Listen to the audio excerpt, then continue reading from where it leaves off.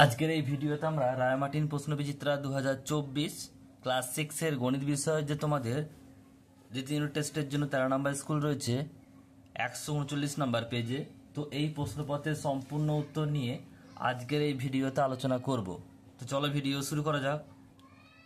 দেখো তোমাদের একের দাগের প্রশ্ন কি বলছে, নিম্নলিখিত প্রশ্নগুলি নির্দেশ মতো উত্তর দাও। একের দাগের একটি সমবাহু ত্রিভুজের পরিসীমা 12.015 সেমি হলে ওই ত্রিভুজের একটি বাহুর দৈর্ঘ্য কত হবে? আমরা কি জানি, সমবাহু ত্রিভুজ মানে তিনটি বাহুই সমান, তার পরিসীমা মানে তিনটি বাহুর যোগফল বলে দিয়েছে কত, 12.015। আমাদের চেয়েছে একটি বাহু মানে 3 দিয়ে ভাগ করব, যেটা উত্তর বেরোবে সেটাই হবে উত্তর।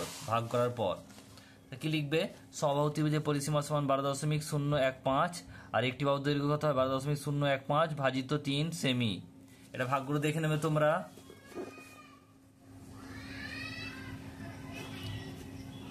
3 4 12, দশমিকের জন্য এখানে নামলো, তো এখানে দশমিক হয়ে গেল, শূন্য গেল না, তার একটা শূন্য বসালাম, 1 নামালাম গেল না, 8টা শূন্য বসালাম, আর এখানে 5 নামালাম, 3 আছে 5, 3 5 15, তাহলে 15 হলো, তাহলে 0.4.005 সেমি, এটা উত্তর।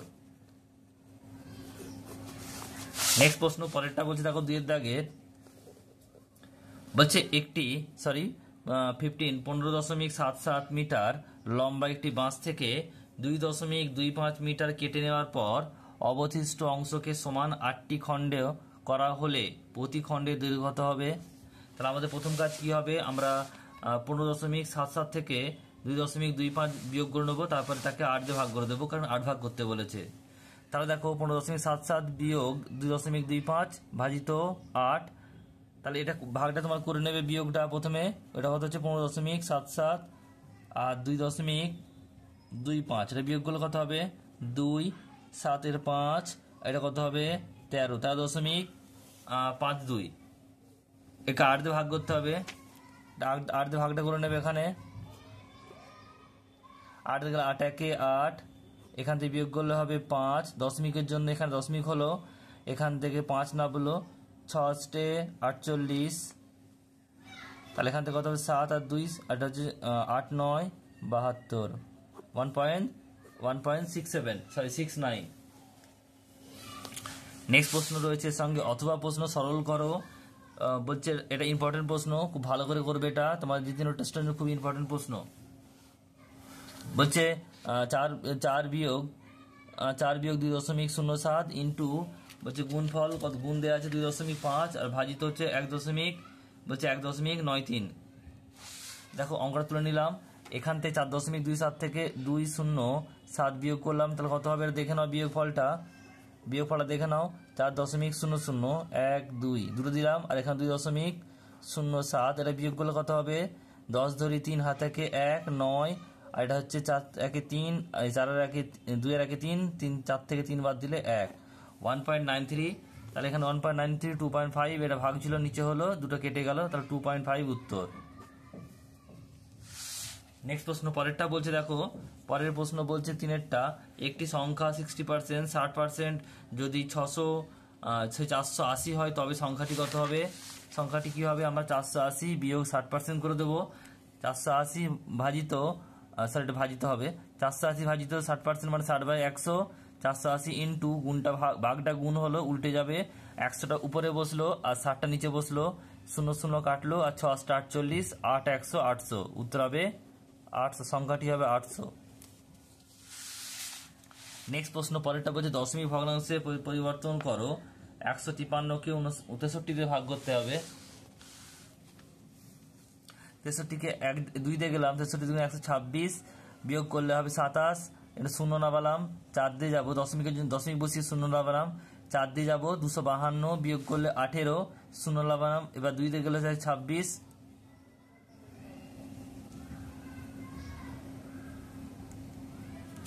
26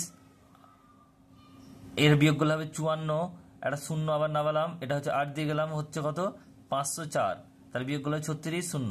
তাহলে এখান থেকে দেখো 2.423 8 হলো, এখানে দেখো এটা 8 আছে, তাই এটা 5-এর বেশি, তাই এটাকে তুলে দিয়ে এখানে 2টা 3 হয়ে যাবে, তাহলে উত্তর কত হবে 2.43 উত্তর। পরে প্রশ্ন বলছে দেখো অথবা রয়েছে মানের ঊর্ধ্বক্রমে সাজিয়ে লেখো, মানে ছোট থেকে বড় হিসাবে সাজাতে হবে।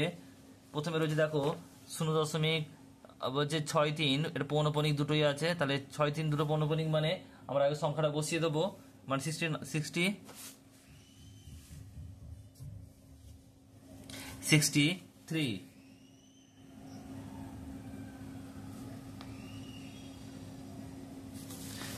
বসিয়ে দিলাম।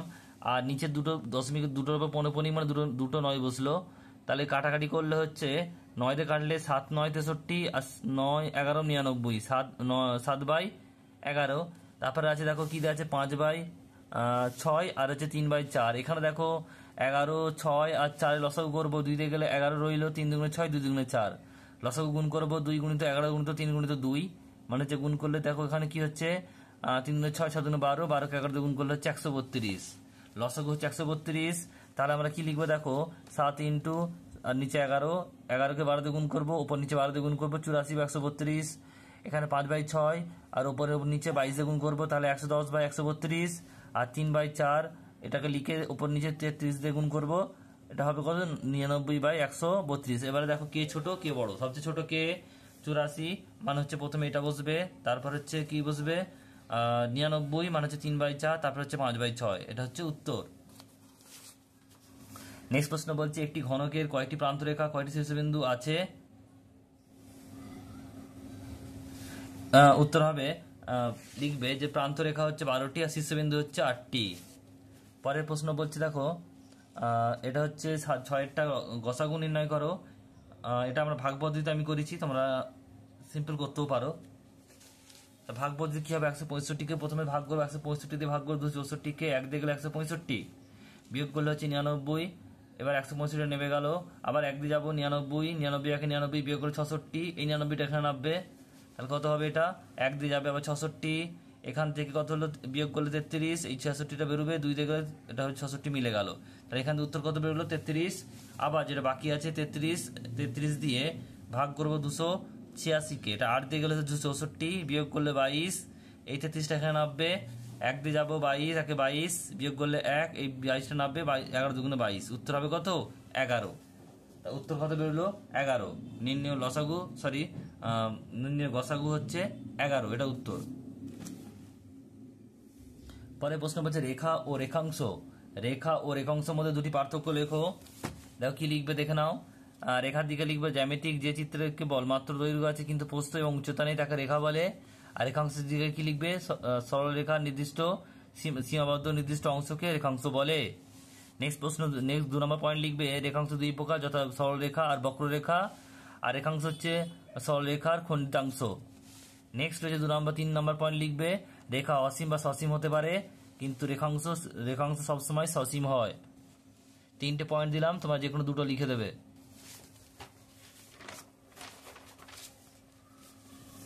নেক্সট প্রশ্ন অথবা রয়েছে দেখো, বলছে 5টি বিভিন্ন জায়গায় অবস্থিত প্রদত্ত বিন্দু দিয়ে সর্বোচ্চ কটি সরলরেখা টানা যাবে 10টি। নেক্সট প্রশ্ন পরেরটা বলছে সরলরেখার সাহায্যে যোগ করো +9 আর -20।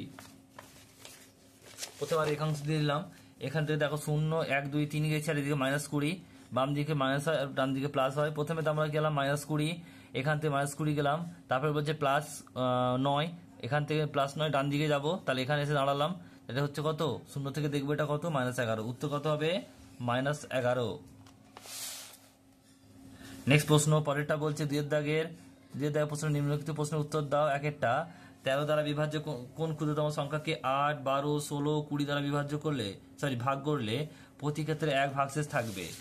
আমরা প্রথমে লসাগু নির্ণয় করবো। 2 দিয়ে গেলে হচ্ছে 4 দুগুণে 8 6 দুগুণে 12 8 দুগুণে 16 10 দুগুণে 20, 2 দিয়ে গেলে হচ্ছে 2 দুগুণে 4 3 দুগুণে 6 4 দুগুণে 8 5 দুগুণে 10, 2 দিয়ে গেলে 1 2 আর 2 দুগুণে 4 5। লসাগু কত হবে সবগুলো গুণ করে দেবো, তাহলে এটা হবে 240। এবার 240কে আমরা ট্রাই করে দেখবো, 240কে 1 দিয়ে গুণ করে যুক্ত 1 করবো। একটা কেন যোগ হচ্ছে, কারণ হচ্ছে ভাগশেষ সবসময় 1 থাকবে, তাই 1 যোগ হবে সবসময়। 240 গুণিত 1 যুক্ত 1, এটা 241, এটা 13 দিয়ে বিভাজ্য 9। আর 240 ইন্টু 2 যুক্ত 1, এটা হচ্ছে 481, এটা 13 দিয়ে বিভাজ্য, উত্তরটা কত হবে 481। নেক্সট প্রশ্ন হচ্ছে অথবা দুটি সংখ্যা সমষ্টি 384 এবং বলছে এবং গসাগু 48 হলে সম্ভাব্য সংখ্যা দুটি কি কি হতে পারে। তাহলে আমরা কি জানি ফর্মুলাটা, দুটি সংখ্যার যোগফল ভাজিত গসাগু ইকুয়াল টু সংখ্যা দুটির অনুপাতের যোগফল। ব্র্যাকেটে কি লিখবে, অনুপাতের জোড় সর্বদা পরস্পর মৌলিক সংখ্যা হতে হবে। তাহলে 384 ভাজিত 48 করবো, তাহলে এটা হবে 8, ভাগ করলে 8 হবে।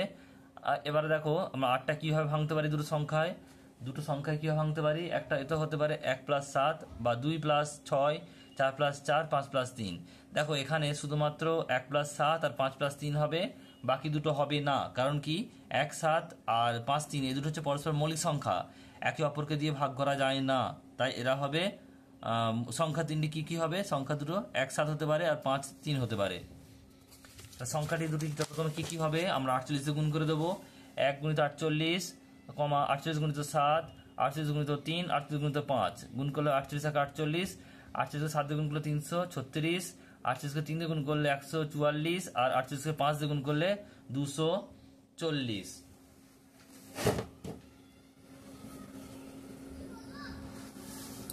নেক্সট প্রশ্ন, পরেরটা বলছে দ্বিতীয় দাগের প্রশ্ন, বলছে একটি বিশেষ সংখ্যা ধাতুতে 30% তামা ও অবশিষ্ট অংশ দস্তা আছে, এরকম 20 কিগ্রা সংখ্যা ধাতুতে কত কিগ্রা দস্তা আছে। লিখবে, ধরি মোট সংখ্যা ধাতু 100 কিগ্রা, তা তামা আছে 30 কিগ্রা, দস্তা আছে 100 - 30 মানে 70%। তাহলে 20 কিগ্রা সংখ্যা ধাতুর 70% মানে হচ্ছে কত, 20 × 70/100, 0 0 কেটে গেল, 7 × 2 = 14 কিগ্রা দস্তা আছে, এটা উত্তর। পরের দেখা প্রশ্ন কি বলছে দেখো, অথবা প্রশ্ন বলছে এক ব্যক্তি তার পণ্য ক্রয় মূল্যের উপর 20% লাভে বিক্রি করেন, যদি কিছু পণ্যের বিক্রয় মূল্য 360 টাকা হয় তবে সেগুলি ক্রয় মূল্য কত। কি লিখবে, ধরি ক্রয় মূল্য হচ্ছে 100 টাকা, বিক্রয় মূল্য 120 টাকা, কারণ 20% লাভ হয়েছে। 120 টাকার বিক্রয় মূল্য হলে ক্রয় মূল্য হয় 100 টাকা, একে কত, 1 টাকা বিক্রয় মূল্য হলে ক্রয় মূল্য হবে 100/120, আর 360 টাকা বিক্রয় মূল্য হলে 360, 100 × 360/120। তাহলে এখান থেকে 0 0 কাটলো, আর 12 দিয়ে গেলে 3 × 36, 3 আর 0 30, 30কে 10 গুণ করে 300 টাকা, উত্তর হবে 300 টাকা। শেষ প্রশ্ন কি বলছে দেখো, গুণ করতে হবে 85.505 গুণিত 5.003 গুণিত 2.0। এটা তোমার সিম্পল গুণ করে নেবে, উত্তরটা হবে 85.556303। এটা হচ্ছে উত্তর।